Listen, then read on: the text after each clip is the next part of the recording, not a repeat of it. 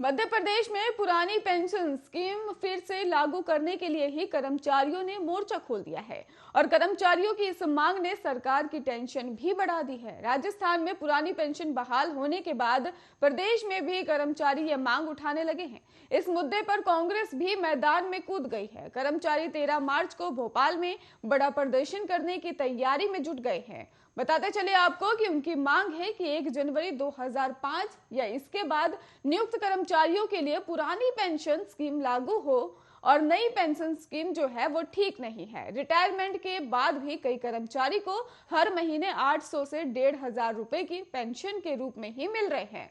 प्रदेश में ही 1 जनवरी 2005 के बाद कई विभागों में ही नियुक्त होने वाले कर्मचारियों के लिए सरकार ने पुरानी पेंशन व्यवस्था बंद कर दी थी।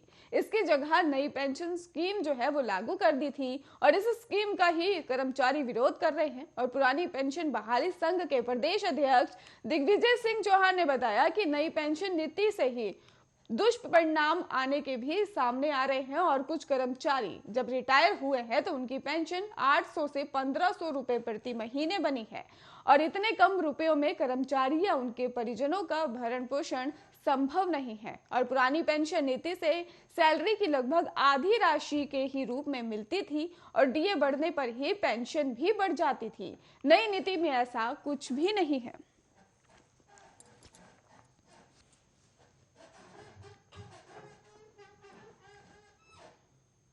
वहीं महाकाल मंदिर समिति ने 1 मार्च को महाशिवरात्रि पर श्रद्धालुओं को 1 घंटे में महाकाल के दर्शन कराने की व्यवस्था की है। पिछले 2 साल से कोरोना के कारण लगे प्रतिबंध के बाद अब इस साल ज्यादा श्रद्धालुओं के आने की उम्मीद है। इसके लिए प्रशासन ने मास्टर प्लान बनाया है और 3 अलग अलग लेयर में ही दर्शन कराए जाएंगे। पहली लेयर आम भक्तों की होगी, दूसरा प्रोटोकॉल मार्ग और तीसरा हरि फाटक से एंट्री दी जाएगी। आपको बताते चले कि कलेक्टर आशीष सिंह ने बताया है कि महाशिवरात्रि पर 1.5 लाख से ज्यादा श्रद्धालुओं के आने की उम्मीद है। इंदौर, देवास, नागड़ा और इसके साथ ही बड़नगर से आने वाले श्रद्धालुओं के लिए कर्कराज मंदिर में पार्किंग रखी गई है। यहां से श्रद्धालु पैदल गंगा गार्डन तक पहुंचेंगे। यहां जूता स्टैंड और लॉकर की भी सुविधा दी गई है और पास ही रास्ते से ही 4 धाम मंदिर तक श्रद्धालु पहुंच सकेंगे। दर्शन के बाद ही प्रवचन हॉल के पास बने निगम द्वार से ही बाहर जाएंगे और 3 बैरिकेडिंग से ही श्रद्धालुओं को प्रवेश मिलेगा। 2 बैरिकेडिंग भी आम श्रद्धालुओं के लिए और तीसरी बैरिकेडिंग जो रहेगी वो 250 रुपए की रसीद लेने वालों के लिए होगी। श्रद्धालुओं को ही 1 घंटे तक लाइन में रहना होगा। मंदिर समिति ने ही श्रद्धालुओं के लिए पानी की बोतल की भी व्यवस्था कर दी है।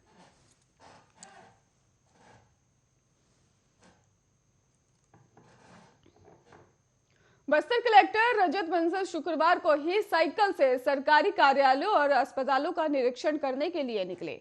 उन्होंने सबसे पहले शहर के जगदलपुर के ही महारानी अस्पताल का औचक निरीक्षण किया है और अस्पताल के ही सभी वार्डों में ही घूम घूम कर व्यवस्थाओं का उन्होंने आसपास के जायजा भी लिया है। इसके अलावा गोल बाजार के ही रिडेवलपमेंट में भी उन्होंने गोल बाजार के व्यापारियों की बैठक ली है और जिसमें व्यापारियों की सूची तैयार की गई है जिनका विस्थापन किया जाएगा और उनसे बातचीत की गई है। कलेक्टर शुक्रवार को ही निरीक्षण से ही पहले शहर की सड़कों में भी घूमते हुए नजर आए हैं और इस दौरान उनके साथ कुछ पदाधिकारी और सुरक्षा कर्मी भी मौजूद थे।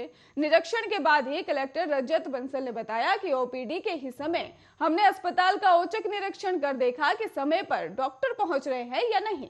निरीक्षण के दौरान ही लगभग सभी डॉक्टर ड्यूटी पर थे और 1-2 डॉक्टर नदारद मिले हैं और जिन पर उचित कार्रवाई करने की बात कही जा रही है। उन्होंने बताया कि महारानी अस्पताल बस्तर की स्वास्थ्य व्यवस्था का केंद्र बिंदु है, इसलिए यहाँ की अच्छी स्वास्थ्य व्यवस्था को रखने का प्रयास लगातार जारी है। थोड़ी बहुत कमियां दिखी जिन्हें जल्द ही पूरा कर लिया जाएगा। आपको बताते चले कि इसको लेकर भी उन्होंने बेहतर सुविधा को विस्तार से समझा है।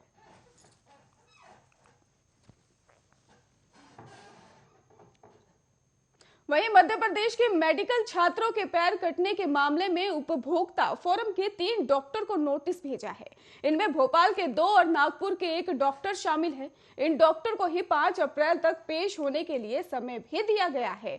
इन पर इलाज में लापरवाही करने का आरोप लगाया गया है। उसने 50 लाख का क्लेम भी किया है और छात्र का नाम विकास रायकवार है और वो छिंदवाड़ा से ही भोपाल में प्राइवेट मेडिकल यूनिवर्सिटी में ही DMLT की पढ़ाई करने आया था। 5 जनवरी 2021 को वो बाइक फिसलने से घायल हो गया था। उसे जेपी अस्पताल में भर्ती कराया गया था और जेपी के डॉक्टर ने ही उसे प्राइवेट अस्पताल जाने की सलाह दी। यहाँ उन्होंने ही उसका ऑपरेशन किया। लापरवाही के चलते उसका पैर खराब हो गया। 1 साल इलाज के बाद उसने भोपाल में उपभोक्ता फोरम में ही केस दर्ज करवाया था। गुरुवार को मामले की सुनवाई हुई और विकास राय कवार ने ही बताया कि इलाज में लापरवाही के कारण पैर खराब हो गया था और इंदौर में किसी तरह डॉक्टर ने जान तो बचा ली, लेकिन एक पैर काटना पड़ा और इसी कारण उसने इलाज को आधार बनाते हुए नागपुर के डॉक्टर राजू देशमुख, भोपाल के जेपी अस्पताल के डॉक्टर तन्मय शाह और अरेरा को भी इस क्रिटिकल केयर अस्पताल के डॉक्टर अंकित शर्मा के खिलाफ FIR दर्ज करवाई और पुलिस ने ही उपभोक्ता फोरम में जाने की सलाह दी थी।